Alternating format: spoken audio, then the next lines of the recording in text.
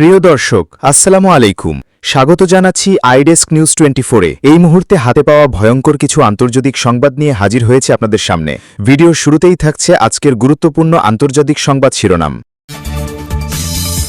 Tank বিস্ফোরিত হয়ে গাজায় ৩ ইসরায়েলি সেনা নিহত।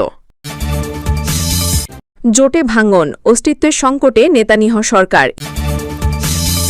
ইসরায়েলি সীমান্তের কাছে এগিয়ে গেল সিরিয়ার ট্যাঙ্ক। ইরাকে মার্কিন কোম্পানির তেল ক্ষেত্রে ড্রোন হামলা। যুদ্ধবিরতিতে আস্থা নেই, নতুন হুমকি মোকাবেলায় প্রস্তুত ইরান। জেলেনস্কিকে মস্কোয় আক্রমণের আহ্বান জানিয়েছিলেন ট্রাম্প। এতক্ষণ শুনছিলেন সংবাদ শিরোনাম, এবারে বিস্তারিত। তবে অনুরোধ থাকবে ভিডিওটিতে একটি লাইক করবেন এবং কমেন্ট করে জানিয়ে দেবেন আপনার মূল্যবান মতামত। এছাড়া আমাদের চ্যানেলে নতুন হয়ে থাকলে চ্যানেলটি সাবস্ক্রাইব করে আমাদের সাথে থাকবেন। ট্যাঙ্ক বিস্ফোরিত হয়ে গাজায় ৩ ইসরায়েলি সেনা নিহত। ফিলিস্তিনের অবরুদ্ধ গাজা উপত্যকায় ট্যাঙ্ক বিস্ফোরিত হয়ে দখলদার ইসরায়েলের ৩ সেনা নিহত হয়েছে। গতকাল সোমবার ১৪ জুলাই সন্ধ্যায় গাজার উত্তরাঞ্চলে এই ঘটনা ঘটে। বিস্ফোরণে ট্যাঙ্কের ভেতর থাকা এক কর্মকর্তা আহত হন। তার অবস্থা গুরুতর বলে জানিয়েছে ইসরায়েলি প্রতিরক্ষা বাহিনী আইডিএফ। ট্যাঙ্কে কিভাবে এমন প্রাণঘাতী বিস্ফোরণের ঘটনা ঘটল সেটি নিরূপণের চেষ্টা করছে আইডিএফ। তাদের ধারণা সেনাদের ভুলের কারণে এ বিস্ফোরণের ঘটনা ঘটতে পারে।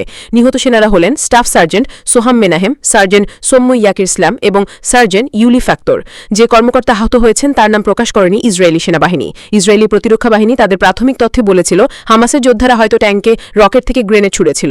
তবে পরবর্তীতে তারা জানায় তাদের বিশ্বাস ট্যাঙ্কের উপরিভাগে থাকা ত্রুটিপূর্ণ শিলার কারণে ট্যাঙ্কের ভেতর বিস্ফোরণের ঘটনা ঘটতে পারে।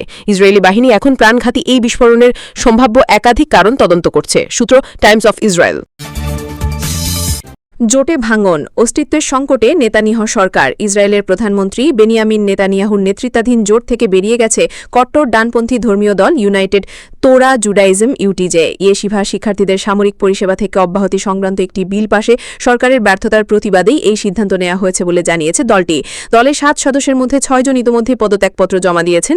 এর আগেই গত মাসে ইউটিজে চেয়ারম্যান ইৎজাক গোল্ডেনফ পদত্যাগ করেন। ইউটিজে মূলত দুটি অঙ্গ সংগঠন দেগেল হাতোরা ও আগুদাদ ইসরায়েল এর সমন্বয়ে গঠিত।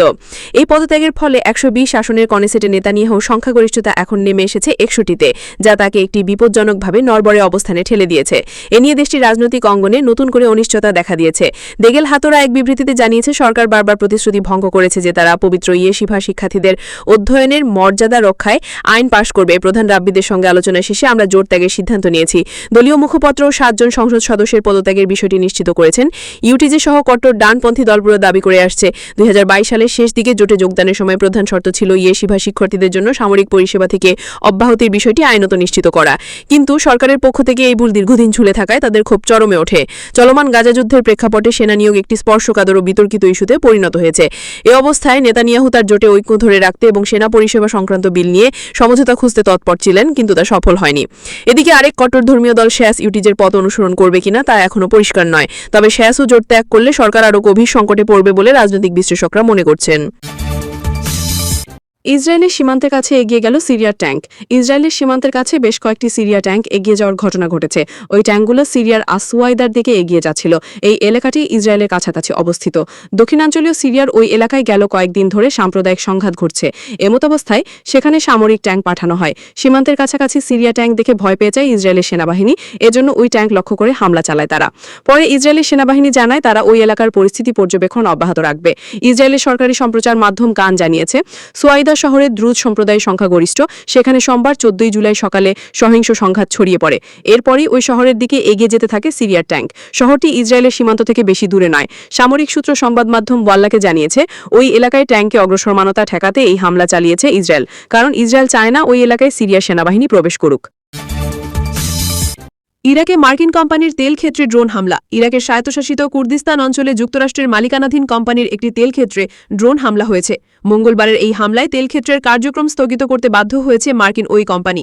ফরাসি বার্তা সংস্থা এএসপির প্রতিবেদনে বলা হয়েছে ইরাকের স্বায়ত্তশাসিত ওই অঞ্চলে জ্বালানি অবকাঠামো লক্ষ্য করে প্রায়ই হামলার ঘটনা ঘটেছে।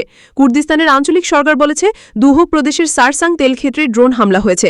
কুর্দিস্তান অঞ্চলের গুরুত্বপূর্ণ অর্থনৈতিক অবকাঠামো লক্ষ্য করে চালানো এই হামলাকে সন্ত্রাসী কর্মকাণ্ড বলে অভিহিত করেছে সরকার।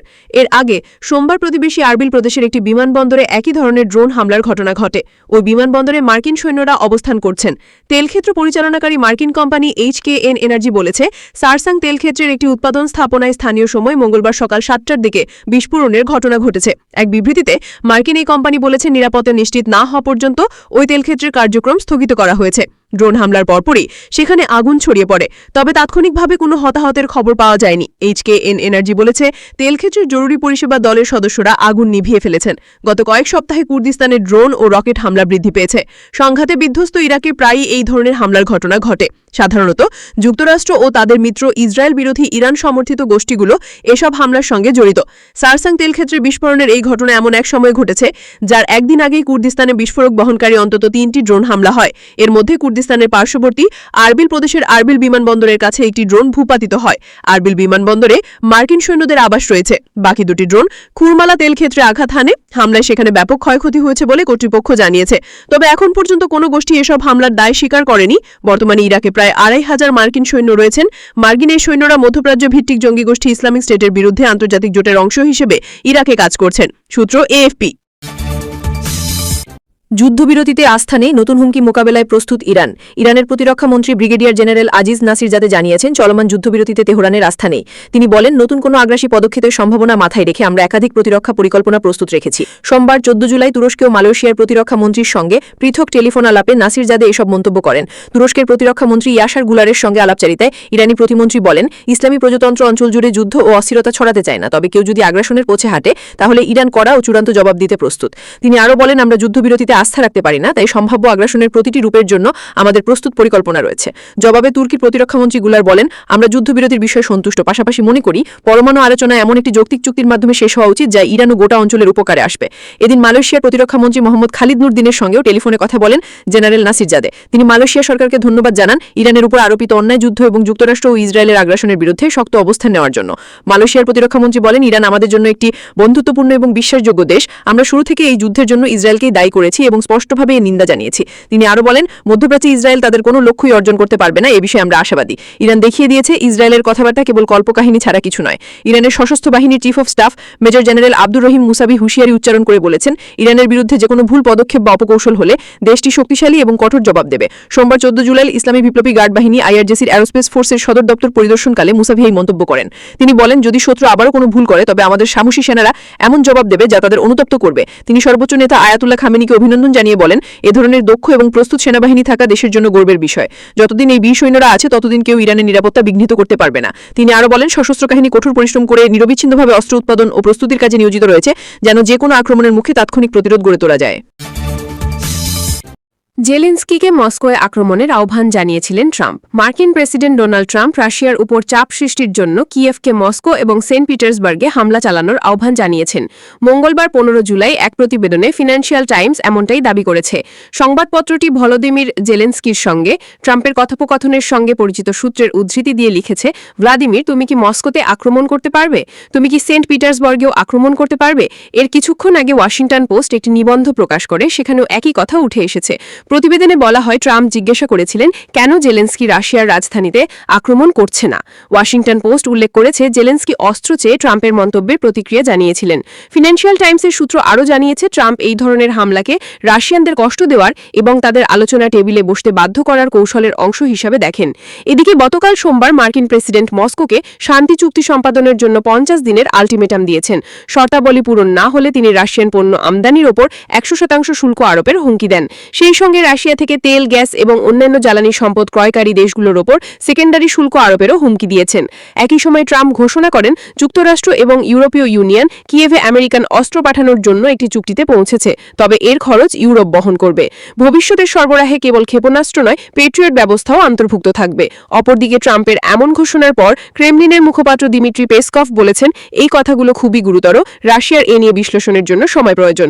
তার মতে, ভ্লাদিমির পুতিন যদি এটি প্রয়োজনীয় মনে করেন তাহলে তিনি ট্রাম্পের কথার ওপর মন্তব্য করবেন।